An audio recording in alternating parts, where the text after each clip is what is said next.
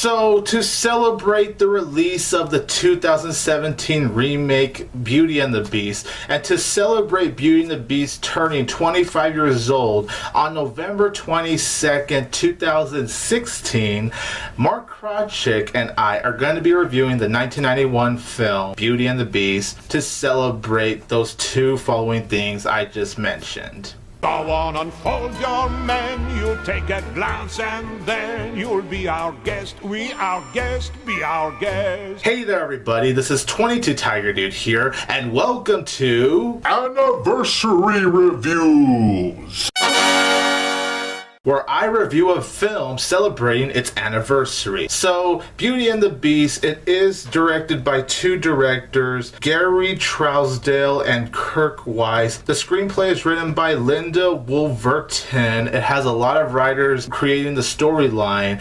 And of course, the film does have the voice talents of Paige O'Hara, Robbie Benson, Rex Evert, a lot of talented voice actors here. And Beauty and the Beast does tell the story of Belle, who is this girl that just loves to read book and she spends time with her father. She doesn't really have any friends. She doesn't really blend well in the town. And then one day her father, he goes into the castle, and that's where you see the Beast. The father is held prisoner, but then Belle steps in and she goes ahead and takes her father's place by being the Beast's prisoner. As Belle becomes the Beast's prisoner, they start to fall in love. So, Beauty and the Beast, before I review this animated film, my guest star Mark Krawczyk from his channel Special Mark Productions is going to be reviewing this film. So, Mark, take it away. Hey, thanks Tony for letting me be part of this collaborative review on Beauty and the Beast. Now, Beauty and the Beast is probably my favorite Disney film. Yes, I saw it when it originally came out, and it just recently hit its 25th anniversary, and let me tell you, I was blown away by this film when I saw it. I didn't think animated films could be this good, and neither did most of the world, considering it got nominated for Best Picture, and is the reason why you have the Best Featured Animated Film Now category in the Oscars, because they weren't quite sure what to do with it. And let me tell you, I know why. From the direction to the musical numbers to the art to the performance, everything about this film I find just beautiful and pretty well dang near perfect, really. I loved Robbie Benson's voice of the Beast. He brought a great low voice to it and some emotion to it as well. And then Paige O'Hara as Belle. Oh my God, her voice, the musical numbers she carried so well, and the acting was fantastic as well for her character. You forget you're watching an animated film. It's that good. And then of course Angela Lansbury in here, as well as a slew of other talented voice actors bringing these characters to life. The visual animation on this, the fantasy they came up with the possessed, with all the household items being humanized, I loved that. And Gaston was a fantastic villain and perfect fit for this film. It gets intense in parts. It has a very powerful love story. There's everything about this is exactly what you want in a fairy tale film. And so for me, I know it sounds bad, but it's true. I can't really find any real flaw in this film. For me, it is one of the, I would say, perfect animated films. I love it. I'm glad that people are still talking about it. Looking forward to seeing the live action film as well. That looks phenomenal. And really, this is a film that everyone can enjoy, and you'll be singing at least one or two of these numbers afterwards, that's for sure. And that's all I got for Beauty and the Beast. Tony, back to you. Thank you so much, Mark, for reviewing Beauty and the Beast. Yeah. Okay. So, Beauty and the Beast, you've heard it from so many people, and you're gonna hear it from me. This is a magical animated film. I really loved following these characters. I think the voice talents are truly great. Bobby Benson, he did a really good job of voicing the Beast. He was incredible. Jesse Corti as LeFou was great. Rex Evehart was great. Angela Lansbury as Mrs. Potts is great. Paige O'Hara as Bella terrific. Jerry Orbach as Lumiere. Everyone, you name it, everyone that lended their voices in the Beauty and the Beast 1991 animated film, they all did a very great job. Their voices fit with the character so well. You don't feel like these are people voicing in an animated studio. You actually feel like these are actual characters. Like, these are actual voices that characters have. You don't get the feeling that people were in the studio voicing that, because that's just how natural the voice talents came off as. This is hands down just some of the best hand-drawn animation you're ever gonna see, and not just a Disney film, but just in an animated film in general. Like, seriously, it is breathtaking. Just in a filmmaking standpoint, the camera shots in this film are truly terrific. It really is just such a great film when it comes to that. This is just technically a beautiful film, and on a storyline standpoint, it's a very well written film. You really do care about these characters. The situations they're in are very believable. The Beast, when you see him, he is terrifying, he's mean. You actually are legitimately scared of the Beast character,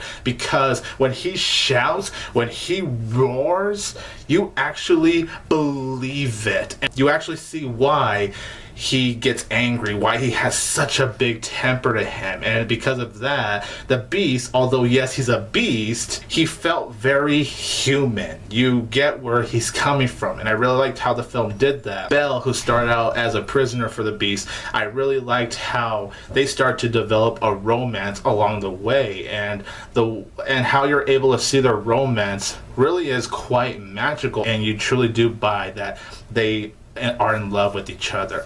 And of course, not only is Belle a great character, not only is the Beast a great character, but all the other side characters are terrific.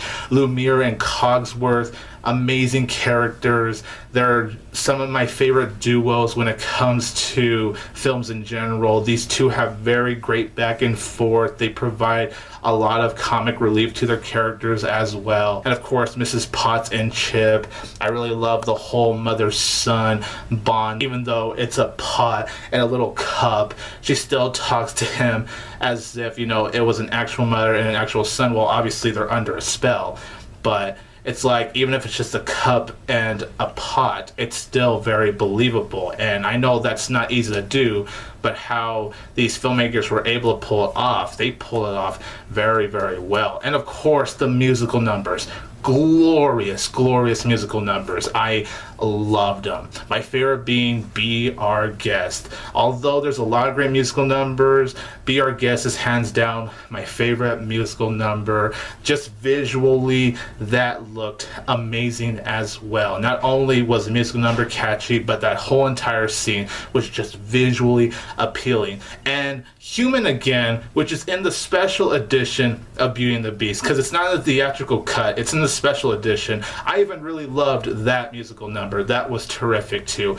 And Gaston, he is a really great antagonist. He provides some humor in him, but when he needs to be menacing, he's menacing. And of course, LeFou, a very likable character. I really liked him. And of course, I did really like Belle's father. But then, of course, when we get to the ending of Beauty and the Beast, it is one of the most breathtaking endings you'll ever see in an animated film, because I personally think it's one of the best endings ever to an animated film. As far as problems do go with Beauty and the Beast, I will say that I wish there was more to Belle and the Beast's romance, because, you know, a good portion of the movie does show their romance, but I didn't really feel like there was a whole lot of it. And that could be because this is definitely a very short movie. It's like around an hour and 20 minutes in total. So yeah, like like a good chunk of the movie does have the romance, but I felt like we could have seen more of the romance, because the romance that was shown in this film is truly wonderful.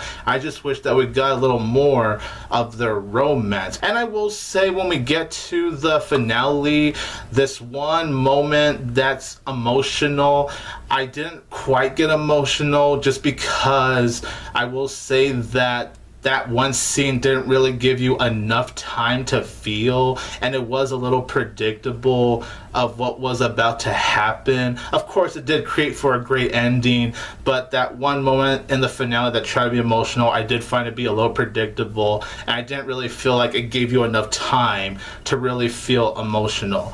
But overall, you guys, Beauty and the Beast, the 1991 animated film, is a near masterpiece. I seriously mean that. I loved everything about this film. The musical numbers are great. The romance between Belle and the Beast is so believable. The directing, the writing is terrific. The animation, the details in the animation is just mind-blowing. It has memorable characters. The musical numbers are very memorable, as well as being very catchy and very magical. And the movie as a whole is just so magical. That's what makes Beauty and the Beast one of Disney's best animated films. So of course, I am going to give Beauty and the Beast 4 out of 4 stars.